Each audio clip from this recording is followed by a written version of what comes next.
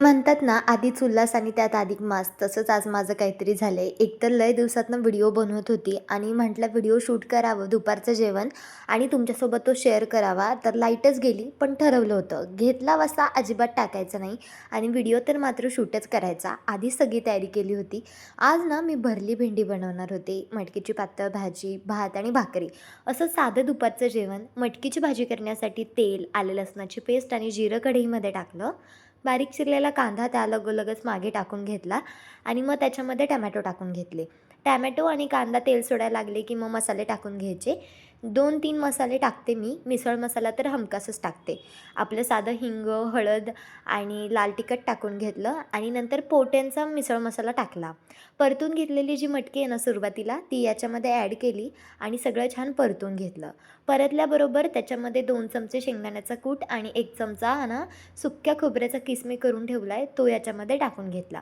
भरपूर सारी कोथिंबीर टाकून घेतली आणि खळखळीत उकळतं गरम पाणी याच्यामध्ये टाकायचं, जेणेकरून भाजीची चव बिघडणार नाही आणि तरी पण एकच नंबर येते त्याच्यामुळे भाजीला. आणि आता बरेच जण मीठ सुरुवातीला टाकतात. मला काही जमत नाही बाबा, म्हणून मी सगळं झाल्यानंतर शेवटी मीठ टाकते. आणि मग मी ना सुरुवातीला तुम्ही जे भेंडीचं मिश्रण बघितलं होतं ना, ते तळून घेतलं.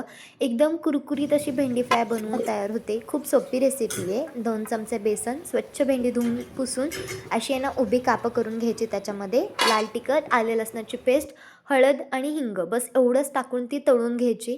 एकदम छान होते आणि अधूनमधून अशी चहाची बॅच तर चालूच असते आणि स्वयंपाकघरात असलं ना की कोणीतरी चहा मागतच असतं.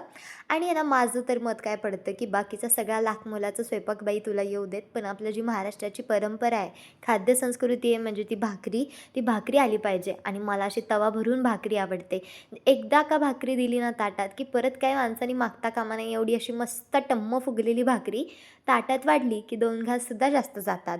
आणि ना मी घरात सारखं म्हणत असते की जेवढं मला तोंड फुगवता येतं ना तेवढीच माझी भाकरी सुद्धा खूप छान फुगते. आणि तुमच्या घरात बाय द वे हा डायलॉग तुम्ही खूप वेळा ऐकला असाल. तर चला आता जेवण वाढून घेते, पण त्याआधी बघू शकता तुम्ही इथं एकदम पातळ अशी पडधा सुटलेली भाकरी मी ताटामध्ये वाढून घेतली आणि अशी भाकरी फुगलेली मस्त झाली की नाही, ताटात वाढली ना इतका आनंद होतो ना मला तर फारच. तर भेंडी फ्राय आणि मी मध्ये सोलापूरला गेले होते तर तिथून शेंगदाण्याची चटणी आणली होती. तूप, भात, परत गुलाबजामसुद्धा होते आणि मटकीची ही रस्सा पातळ भाजी. आजचं जेवण कसं वाटलं आणि व्हिडिओ कसा वाटला ते पण मला कमेंट्स करून सांगा. आता आपण ना भेटूयात नेक्स्ट व्हिडिओमध्ये.